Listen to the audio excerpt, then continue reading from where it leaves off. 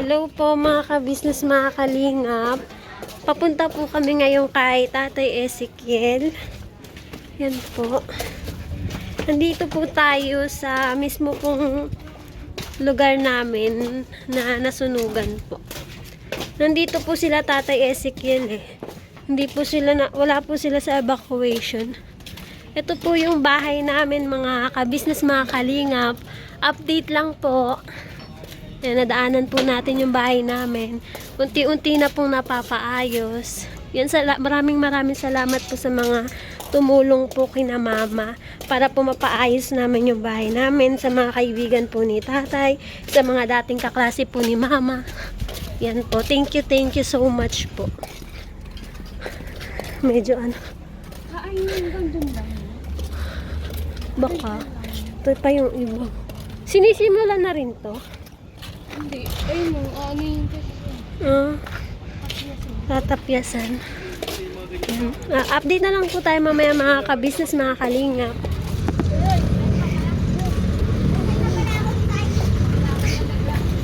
Dito ata yun eh.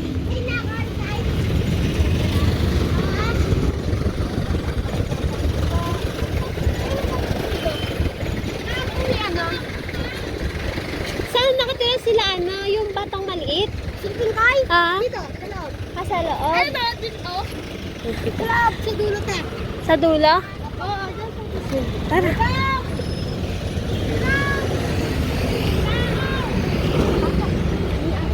Wala ka ako dyan! May aso. Wala! Ayan po. Dito po nag-i-stay sila Tatay Ezekiel. Dito nakatira sa Kadamuhan. Opo nga. Ba't wala po sila sa evacuation? Ayaw, kaya nahihiya siya. Mga ano niya, mga anak niya, mga ano. Nahihiya sa siguro, nahihiya yung... Paano po yun? Paano po pag may mga relief? Nakakakuha po sila? Napunta. Napunta na lang. Tawagan. Tawag kayo! Hello, Tay! Ngayon lang po kami nakabalik. Ayan pa. Saan po tayo pwede? Pwede po dyan? Wala pong aso dyan. Ay, pwede po tumuloy, Nay? Di po nangangagat. Tara. Kilala. Tara. Di na ako. Kayo, pagsabi na hindi nangangagat. Matulog yan. Ha? Pasok po kayo. Aso daw eh. May aso dyan. Sa paa ka lang yung magkagatin yan. Hindi sa pupa. Ayan po. Uy, B! Ano mo ako? Baka may aso.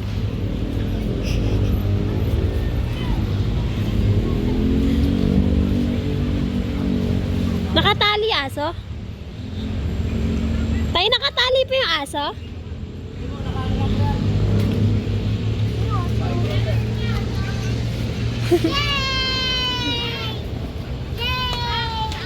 Andito sa gilid.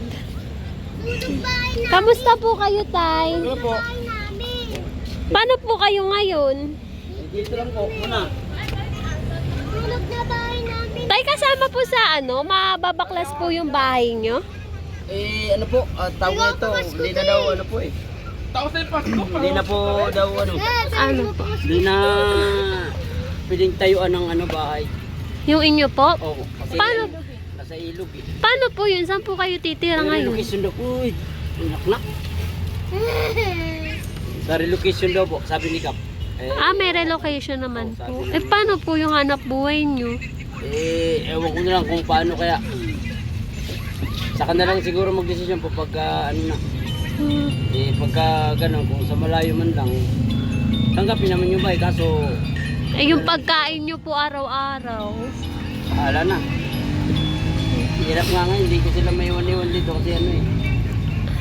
Mahirap, baka mamaya lumabas. Tapos dito lang kami tapos mga... Wala nga gamit nga na sa amin yan, mga bigay naman ng ano eh. Ano po pala tayo nangyari nung nung nagkasunog po? Mga tulog po kayo nun? Hindi po, gising na kami lang po kasi tawag nito, alas 4 na. Opo. Gising po ako. May sakit yan nung nagkasunog, kaya gising ako. Hindi ako nakatulog noon kasi Tas, binabantayan ko yan. Ano po yun? Yung inyo po ang unang Di maanuhan? ba, yung sa likod po, yung sa may balete, yung pinakalikod. Opo. Yung may nangangalakal daw yung ano yata. Karton. Yung Hmm. patuloy daw yata ng karton. Yung, bali, ang unang nadamay po na bahay yung inyo po. O Yung may kay iba nanay. pa? Yung kay nanay Oo. pa. Kaya doon ano sa likod ni nanay. Eh, di wala rin po nakuha sila nanay na gamit. Wala po. Kayo din po. Oh, ito lang, mga anak ko lang nabitbit ko eh. Saka yung aso, yun lang. Kasi hindi ko na pwede matrap na ako ng ano eh. Opo nga eh. Buti po nga, panoy walang nasaktan na. Kahit madaling araw nangyari. Ang hirap nga no, kasi wala talagang nadalang ano eh. Mga gamit ko panganak ko eh, wala. Tira. Eh, paano po kayo ngayon? Dito po muna. Dito muna kayo. Kayo makulit na bata. Wala eh. Ano po talaga. Dito po kayo. Sige, okay lang tayo. Paano po yun pag may mga relief po sa barangay? Eh, sa Meron din po kami kung meron ano man yung na. natanggap nila po doon.